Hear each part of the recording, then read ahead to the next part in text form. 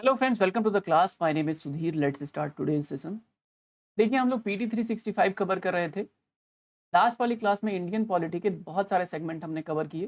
Constitutional issues को हम लोग कवर कर रहे थे। अब पार्ट सेकंड में हम लोग रिमेनिंग इंपॉर्टेंट इश्यूज को कवर करेंगे। तो चलिए शुरू करते हैं। अगर आपका कोई सजेशन है तो प्लीज़ कमेंट सेक्शन में ज़रूर बताइए। आपको कोर्स कैसा लग रहा है वो भी हमको कमेंट सेक्शन में ज़रूर बताइए। लास्ट वाली क्लास में हमने एंटी कन्वर्जन लॉ की बात करी थी। अब वहाँ से नेक्स्ट जो टॉपिक हमारा था वो था ऑफिशियल लैंग्वेज। ऑफिशियल लैंग्वेज की बात कर लेते हैं। राजभाषा से रिलेटेड मुद्दा बहुत ज़्यादा चर्चा में था और पिछले 2 सालों से ये इशू चर्चा में है। देखिए, एक तुलु भाषा है। तुलु भाषा जो कि बोला जाता है मुख्यतः कर्नाटक और केरला के एरिया में। इसको लेके बहुत ज़्यादा डिमांड चल रही थी कि इसको 8वीं अनुसूची के तहत शामिल किया जाए और इसको एक आधिकारिक भाषा का दर्जा दिया जाए। तुलु एक द्रविड़ भाषा है। तुलु एक द्रविड़ भाषा है जो कर्नाटक और केरला में बोली जाती है। किन किन जिलों में बोली जाती है वो इतना ज़्यादा इंपॉर्टेंट नहीं है। देखिए, तुलु भाषा के बारे में या राजभाषा के बारे में पहले सीख लेते हैं, फिर तुलु भाषा पे आते हैं। राजभाषा के बारे में भारतीय संविधान के पार्ट 17 में इसके बारे में दिया हुआ है। अनुच्छेद की बात करें, आर्टिकल की बात करें तो 343 से लेकर 351 के बीच में जितनी भी बातें कही गई हैं वो राजभाषा के बारे में कही गई हैं। अगर 8वीं अनुसूची की बात करें तो आर्टिकल 344 और 351 बात करता है 8वीं अनुसूची के बारे में। भारतीय संविधान में भाषाओं को संविधान संशोधन के माध्यम से शामिल किया जाता है। मतलब कहने का ये है कि बिना संविधान संशोधन के आप किसी भी भाषा को संविधान में नहीं डाल सकते। संविधान में वैसे भी कोई बात बिना संविधान संशोधन के नहीं कर सकते। आधिकारिक भाषा आप घोषित नहीं कर सकते भाषाओं को बिना संविधान संशोधन किए। वर्तमान समय में 22 भाषाएं जो हैं वो शामिल हैं 8वीं अनुसूची में। कौन कौन सी भाषा है आप यहाँ से एक बार देख लो। ये जो सबसे लेटेस्ट है ये बोडो, संथाली, मैथिली और डोगरी है। आपको बता दूं कि शुरुआत में 14 भाषाएं थी जो संविधान में शामिल करी गई थी जब संविधान बना था। Initially 14 language was included in constitution. उसके बाद क्या हुआ, 21वां संविधान संशोधन हुआ। 21वां संविधान संशोधन हुआ कब हुआ? 67 में, 1967 में। ठीक है, उसमें कुछ भाषा सिंधी लैंग्वेज को शामिल किया गया। सिंधी, ठीक है, सिंधी को शामिल किया गया बाद में। उसके बाद आया है कोंकणी, यानी कि 71वां। 21 के बाद 50 और जोड़ दो, 71 आ जाएगा। और कब होगा? 1992। 73-74 संविधान संशोधन कब आएगा? अभी ही तो आएगा, 1992 के आसपास। ठीक है, 73-74 तो 71 भी उसी के आसपास आ जाएगा। 71 में क्या क्या जोड़ा जाएगा? कोंकणी, मणिपुरी और नेपाली। कोंकणी, मणिपुरी और नेपाली। कोंकणी, मणिपुरी और नेपाली शामिल किया जाएगा 71 में। 71वां संविधान संशोधन। ठीक है, ध्यान देना नेपाली है, इंग्लिश नहीं है कहीं पे भी। ध्यान देना, इंग्लिश नहीं है कहीं पे। उसके बाद आएगा 92। अब ये 92 के बाद इसका भी 92 आ जाएगा। 92nd कॉन्स्टिट्यूशन अमेंडमेंट कब आएगा? 2004 में। और इसमें शामिल किया जाएगा बोडो, संथाली, मैथिली और डोगरी को। ठीक है, तो ये एक इंपॉर्टेंट चीज है जो आपको जानना है। ओके, करंटली 6 लैंग्वेज हैं जो क्लासिकल लैंग्वेज का दर्जा प्राप्त करते हैं। 6 लैंग्वेज हैं। अगर लैंग्वेज की बात करूँ तो 6 लैंग्वेज हैं जो कि क्लासिकल लैंग्वेज का दर्जा प्राप्त किए हैं। और हाल फिलहाल में उड़िया को दिया गया है। उड़िया को 2013 में क्लासिकल लैंग्वेज का दर्जा दिया गया है उड़ीसा के द्वारा। तमिल, संस्कृत, कन्नड़, माफ कीजिए उड़ीसा मतलब गवर्नमेंट ऑफ इंडिया के द्वारा। तमिल, संस्कृत, कन्नड़, तेलुगु, मलयालम और उड़िया, इनको क्लासिकल लैंग्वेज ऑफ इंडिया का स्टेटस दिया गया है। ये जो है जो है 6 भाषाएं हैं और ये भारतीय संविधान के 8th शेड्यूल में भी पाई जाती हैं। ठीक है, चलिए चलिए आगे बढ़ते हैं। भारतीय भाषाओं को संविधान संशोधन के माध्यम से शामिल किया जाता है, यहाँ तक हम लोग ने पढ़ लिया था। अब आगे बढ़ते हैं। कुछ एडिशनल इन्फॉर्मेशन इसलिए दे देता हूँ क्योंकि वो आपको ज़रूरत पड़ती रहेगी। ठीक है, संविधान विभिन्न राज्यों की आधिकारिक भाषा निर्दिष्ट नहीं करता है। संविधान किसी विभिन्न राज्यों की आधिकारिक भाषा को निर्दिष्ट नहीं करता है। वर्तमान में संविधान में किसी भी भाषा को 8वीं अनुसूची में शामिल करने का कोई मापदंड मौजूद नहीं है। कि कोई मापदंड नहीं कि स्टैंडर्ड ये है, XYZ चीजें हैं और उसके बाद जो है आपको शामिल कर लिया जाएगा, ऐसा कुछ है नहीं। ठीक है, अनुच्छेद 345 कहता है कि राज्य विधानमंडल विधि द्वारा उस राज्य में प्रयोग होने वाली भाषाओं में से किसी एक या अधिक भाषाओं को या हिंदी को, अधिक भाषाओं को या हिंदी को उस राज्य के सभी या किन्हीं शासकीय प्रयोजन के लिए प्रयोग की जाने वाली भाषा या भाषाओं के रूप में अंगीकार कर सकता है। तो स्टेट गवर्नमेंट के पास पावर है, स्टेट गवर्नमेंट के पास पावर है कि वो अंगीकार कर सकता है किसी भी भाषा को या हिंदी को अपनी किसी भी शासकीय प्रयोजन के लिए, ठीक है, सभी या किसी शासकीय प्रयोजन के लिए यूज कर सकता है। इंपॉर्टेंट है आर्टिकल। 8वीं अनुसूची में भाषा को शामिल करने का क्या महत्व है, ठीक है, क्या महत्व है? पहला महत्व है कि वह तो पहली बात वो राजभाषा बन जाती है उस, ठीक है, ये राजभाषा बन जाती है, ये नेशनल लैंग्वेज नहीं है, नेशनल लैंग्वेज नहीं है, राजभाषा बन जाती है। साहित्य अकादमी, उस भाषा को मान्यता दी जाती है साहित्य अकादमी के द्वारा। उस भाषा की पुस्तकों को भारत में मान्यता प्राप्त अन्य भाषाओं में अनुवाद किया जाएगा, ठीक है, अन्य भाषाओं में अनुवाद भी किया जाएगा उसका। सांसद और विधायक विधानसभा और संसद में उस भाषा में संवाद कर पाएंगे। अखिल भारतीय स्तर पर जो परीक्षाएं होती, जैसे कि हमारी परीक्षाएं सिविल सर्विसेज की एग्जाम्स होती हैं, उनमें इनमें ये आंसर्स लिखने में सक्षम होंगे। उन भाषाओं में आंसर्स आप लिख सकते हैं और क्वेश्चन पेपर उसी भाषा में प्रिपेयर किया जाएगा। अगली बड़ी इंपॉर्टेंट है, कोऑपरेटिव को लेके अगला न्यूज़ है, बड़ा इंपॉर्टेंट है ये कोऑपरेटिव। अभी कोऑपरेटिव मंत्रालय बनाया गया है जिसके हेड कौन है? Home minister Amit Shah. इसके कोऑपरेटिव मिनिस्टर कौन है? अमित शाह बनाए गए हैं। हाल ही में केंद्र सरकार के द्वारा एक अलग सहकारिता मंत्रालय बनाया गया है, अलग सहकारिता मंत्रालय बनाया गया है। सहकारिता के बारे में हमारे संविधान में बहुत सारे प्रावधान भी किए गए हैं, आपको बता दें।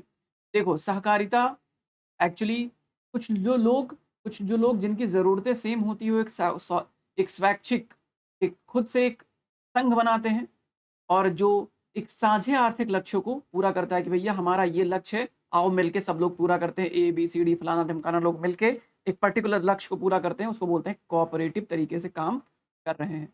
बहुत सारी ऑर्गेनाइजेशन है जो कोऑपरेटिव तरीके से काम करती है, जैसे कोऑपरेटिव समितियां और cooperative societies, primary agriculture credit societies, PACS, primary agriculture cooperative societies, सहकारी कोऑपरेटिव बैंक्स वगैरह आपने गांव में देखा होगा, बहुत अच्छे से काम नहीं करता है लेकिन वो है। अब देखिए 97वें constitution amendment, 97th constitution amendment, यह अधिनियम देश में सहकारी समितियों के प्रभावी प्रबंधन से संबंधित है। संविधान में किए गए इस परिवर्तन के तहत अनुच्छेद 19(1) का पार्ट सी को संशोधित किया गया और क्या किया गया? सहकारिता को संरक्षण देने के लिए इसमें प्रावधान किया गया। 19(1)(c), याद करने वाला पॉइंट क्या? 19(1)(c), इसमें भी कोऑपरेटिव की बात करते हैं, सहकारिता को संरक्षण देने की बात करते हैं, ठीक है। उसके अलावा अनुच्छेद 43 भी, मैंने आपको 43 का बात बताया था, 43, 40, 42 सब सिखाया था, 44 भी सिखाया था कॉमन सिविल कोड में जब पढ़ाया था, 40 पंचायत, हाँ चलो 43 बी और part 9, part 9 B, 9 B, part 9 B, इन सब को शामिल किया गया 97वें संविधान संशोधन के द्वारा, 97th कॉन्स्टिट्यूशन अमेंडमेंट के द्वारा। 43 बी, 19(1) का सी और 9 बी ये आया है 97वें कॉन्स्टिट्यूशन अमेंडमेंट के द्वारा। 19 का सी क्या कहता है? 19 का सी क्या कहता है? 19 का सी कहता है कि कुछ निर्बंधनों के अधीन, कुछ रिस्ट्रिक्शंस लगाए जाएंगे के अधीन संगम या संघ अथवा सहकारी सोसाइटी बनाने की स्वतंत्रता। भैया आप बनाइए एक सहकारी कोऑपरेटिव सोसाइटी बनाइए, कोई बात नहीं, कुछ रिस्ट्रिक्शन आप पे लगेंगे। 43 बी क्या कहता है?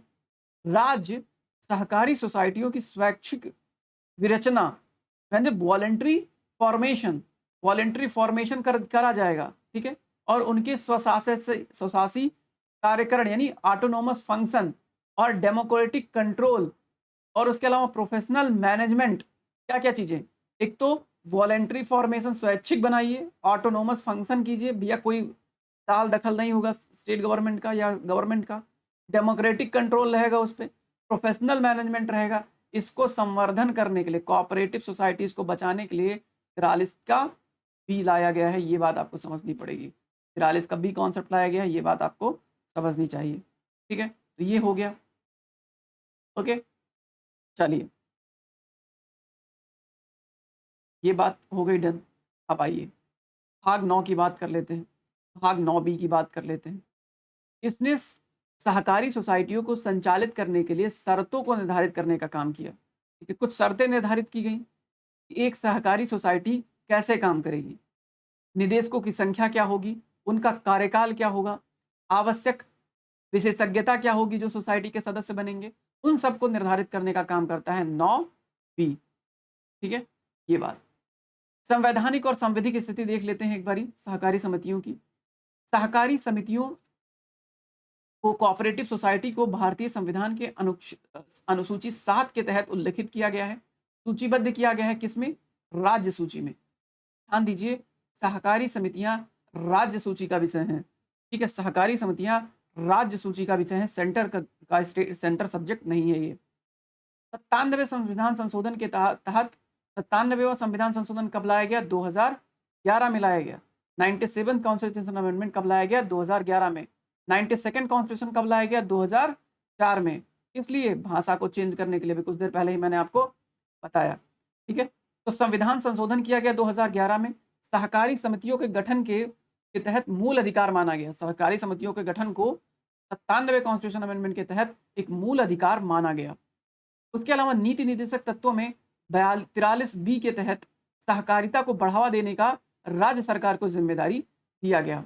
उसके अलावा बहुराज्य सरकारी समितियां अधिनियम 2002 में भी एक से अधिक राज्यों में समितियों के पंजीकरण का प्रावधान किया गया। ये देखो, वैधानिक प्रावधान क्या है कि बहुत सारे स्टेट में मिलकर भी एक सहकारी समिति बनाई जा सकती है। उसके लिए 2002 में अधिनियम लाया गया था। ये बात हो गई सहकारी समितियों के बारे में। आई होप कि आपको बात समझ में आई होगी। अब देखिए, भाग 9 की और बात कर लेते हैं। भाग 9 को अनुच्छेद 243, मैंने क्या, भाग 9 किससे जुड़ा हुआ है, पंचायतों से जुड़ा हुआ है, नहीं जुड़ा हुआ है? भाग 9 पंचायतों से जुड़ा हुआ है। ठीक है, तो अब इसमें पंचायत से रिलेटेड प्रोविजन, अब चूंकि सहकारी समितियां हैं तो इसमें अनुच्छेद 343 ZH और ZT, ठीक है, HT या HT या TH कर लो, HT कर लो, TH, ठीक है, ऐसे करके। ठीक है, हाउसिंग सोसाइटी तो सहकारी सोसाइटी, ऐसे हाउसिंग से H आ जाता है, हाउसिंग में सहकारी घर वर बनाने का, ऐसा कुछ। HT ZHT विस्तारित किया गया, 2 इंपॉर्टेंट आर्टिकल। और एक इंपॉर्टेंट बात है कि सर फ्रेडरिक निकोलसन को सहकारिता आंदोलन के जनक के तौर पे माना जाता है। सहकारिता आंदोलन के जनक के तौर पे इनको माना जाता है। ठीक है, चलिए आगे बढ़ते हैं। देखिए, हाल ही में उच्चतम न्यायालय ने सहकारी समितियों को शासित करने या नियंत्रित करने वाले 97वें कॉन्स्टिट्यूशन अमेंडमेंट के कुछ भाग और 9B को निरस्त कर दिया है। क्यों? न्यूज़पेपर्स में था, बड़ा इंपॉर्टेंट है। एक तो सहकारी मंत्रालय बनाया गया, दूसरी बात 9B को निरस्त किया गया है उच्चतम न्यायालय के द्वारा। इस अधिनियम को राज्य विधानसभा के अनुमोदन के बिना संसद के द्वारा पारित किया गया था, जबकि संविधान के अनुसार इस संदर्भ में उनका अनुमोदन प्राप्त किया जाना आवश्यक है। इस बात को बेस बनाते हुए सुप्रीम कोर्ट ने जो है 9B को समाप्त कर दिया और कहा कि 9B तभी प्रभावी होगा जब विभिन्न राज्य और उसके संघ राज्य क्षेत्र बहुराज्य सरकारी समिति से संबंधित हों। तभी लागू होगा जब बहुराज्य सरकारी समितियों से संबंधित हों अदर राज्य, तभी ये लागू किया जाएगा। तो ये इंपॉर्टेंट फैक्ट है, याद रखना इसको, ये आपको काम लगेगा। चलिए अब बात कर लेते हैं ओवरसीज सिटीजन ऑफ इंडिया की बात कर लेते हैं, OCI की बात कर लेते हैं। Overseas citizen of India, OCI। गृह मंत्रालय ने एक आदेश जारी किया है जिसके अनुसार पत्रकारों और शोधकर्ताओं जैसे OCI और ओवरसीज सिटीजन्स ऑफ इंडिया पेशेवरों को भारत में अपनी गतिविधियों के बारे में सूचित करना अनिवार्य है। या कोई पत्रकार है या कोई रिसर्चर्स है जो कहीं बाहर जाके रिसर्च कर रहा है और वो ओवरसीज सिटीजन ऑफ इंडिया है, तो वो गृह मंत्रालय को इन्फॉर्म करेगा कि हम ये काम कर रहे हैं और इस कंट्री में हैं। इसलिए ये OCI न्यूज़पेपर्स में आ गया है। अब OCI NRI के बारे में थोड़ा सा एक तुलना आपको समझना पड़ेगा। अधिसूचना से संबंधित समस्याएं क्या हैं? यह भारत के अधिवासित OCI की तुलना विदेशी नागरिकों से करता है। भैया आप विदेशी नागरिक जैसा एकदम मतलब उनके बराबर रख देता है, ये तो थोड़ा सा मुश्किल है, प्रीलिम्स में तो ऐसा नहीं पूछा जाएगा। NRI कोटे के तहत अत्यधिक उच्च शुल्क कई OCI के वाहन के के द्वारा वहाँ नहीं किया जा सकता है। ठीक है, ये सब मेंस का फैक्ट है। ठीक है, उसके अलावा भारत में अधिवासित ओसियाई छात्र भारत के साथ साथ अपनी नागरिकता वाले देश में भी अधिवास की स्थिति में या डोमिसाइल स्टेटस से वंचित हैं।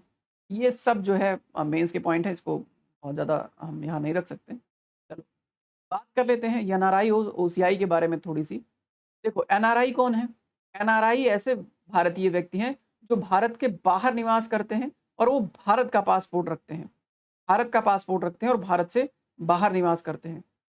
ओसीआई कौन है? ओसीआई नागरिकता अधिनियम 1955 के धारा 7 के तहत ओसीआई कार्ड धारक के रूप में पंजीकृत व्यक्ति हैं। ठीक है, ओसीआई क्या लाभ प्राप्त होते हैं दोनों को? लाभ की बात करें तो भारत सरकार समय समय पर जारी अधिसूचनाओं के अधीन भारतीय नागरिकों के लिए उपलब्ध सभी लाभ इनको मिलते हैं। भारतीय नागरिकों को जो लाभ मिलते हैं वो एनआरआई को मिलते हैं। अब ओसीआई वालों के बारे में देख लो इधर कि ये बहुप्रवेश वाला आजीवन वीजा है। भारत में आने के लिए एक वीजा देता है, मतलब ये भारत के नागरिक नहीं है। ठीक है, ये भारत के नागरिक नहीं, ये भारत के नागरिक नागरिकता के तौर पे ये डिफर है, ये डिफर है, दोनों में अंतर है। ये इनको वीजा दिया जाता है, इनको आजीवन वीजा प्राप्त दिया जाता है कि भैया वीजा, जैसे वीजा हम किसी दूसरे देश में जाते हैं तो वीजा मिलता है ना कि हाँ भाई उस देश ने हमको ऑथराइज किया है कि आप हमारे यहाँ आइए, तो भारत ने ऑथराइज किया भैया ओसीआई आप हमारे यहाँ आइए। ठीक, आजीवन आ सकते हैं आप, ऐसा प्रावधान है। कितनी भी अवधि तक भारत में रह सकते हैं, पंजीकरण बार बार नहीं कराना पड़ेगा। अनिवासी भारतीय एनआरआई के साथ क्या समानता है? वित्तीय, आर्थिक और शैक्षणिक क्षेत्र में उपलब्ध समानताएं इनके लिए भी उपलब्ध हैं। ठीक है, दत्तक पुत्र यानी कि भारतीय बच्चों को गोद लेने की अंतर्देशीय सुविधा इनके लिए उपलब्ध है। ठीक है, उसके अलावा भारत में रहने वाले किसी भी व्यक्ति से कृषि या बागवानी संपत्ति विरासत में प्राप्त करने की अनुमति है इनको। उसके अलावा ये चिकित्सक और फार्मासिस्ट जैसे पेशे अपना सकते हैं। उसके अलावा किसी भी देश के किसी भी राष्ट्रीय उद्यान, अभ्यारण्य, स्मारक, ऐतिहासिक स्थल दर्शन के क्रम में घरेलू यात्रा या प्रवेश शुल्क या विमान शुल्क को लेकर भारतीय नागरिकों के समान ही सुविधाएं प्राप्त होंगी इनको। जैसे होता है ना कि आप ताजमहल में जा रहे हो देखने के लिए, तो विदेशी वालों को तकरीबन 1000 रुपए से ज़्यादा देना पड़ता है और हम लोगों को 250 रुपये देना पड़ता है। ठीक है, तो इस प्रकार इनको ज़्यादा जो देना पड़ता है विदेशियों को, तो ये ओसीआई को नहीं देना पड़ेगा, ये कहने की बात है यहाँ पर। ठीक है, चलिए आगे बढ़ते हैं। आगे वाली जो नेक्स्ट पॉइंट है, कोई भी भारतीय व्यक्ति किस प्रकार अर्जित कर सकता है? एक व्यक्ति पहले से ही एक भारतीय नागरिक हो तो उसको एनआरआई दर्जा मिल जाता है। इसके तहत क्या करना पड़ता है? जो दूसरी साइड है ओसीआई का, नागरिकता अधिनियम 1955 के अनुसार 5 वर्ष के लिए ओसीआई के रूप में पंजीकृत व्यक्ति और पंजीकरण के लिए आवेदन के पूर्व 12 माह तक भारत में रहने वाला व्यक्ति ही इस नागरिकता का पात्र होगा। पहले 12 महीने रहिए और 5 साल के लिए ओसीआई के रूप में पंजीकृत होइए, उसके बाद ही ये संभव है। चलिए आगे बढ़ते हैं। क्या आपको याद है, क्या आपको याद है संबंधित कुछ इंपॉर्टेंट बात है? भारतीय संविधान का भाग 2 अनुच्छेद 5 से 11 के बीच में नागरिकता से संबंधित है। जान लीजिए, नागरिकता से संबंधित है। देखो 1955 का धारा 3 जन्म, धारा 4 वंश, धारा 5 पंजीकरण और धारा 6 देशीकरण के तरीके से नागरिकता अर्जन करने की बात कराता है। ठीक है, 3 तरीके से क्या किया जा सकता है? समापन, वंचन या प्रयासन के द्वारा भारतीय नागरिकता का निरसन किया जा सकता है। नागरिकता संघ सूची का विषय है। गृह मंत्रालय अधिनियम 1955 की धारा 16 के तहत समय समय पर नोटिफिकेशन जारी करते रहते हैं। हाल ही में 5 राज्यों के 13 जिलों को अफगानिस्तान, बांग्लादेश, पाकिस्तान के कुछ आवेदकों को नागरिकता देने का अधिकार प्रदान किया गया। हाल ही में 5 राज्यों के 13 जिलों को अफगानिस्तान, बांग्लादेश और साथ ही साथ पाकिस्तान के नागरिकों को नागरिक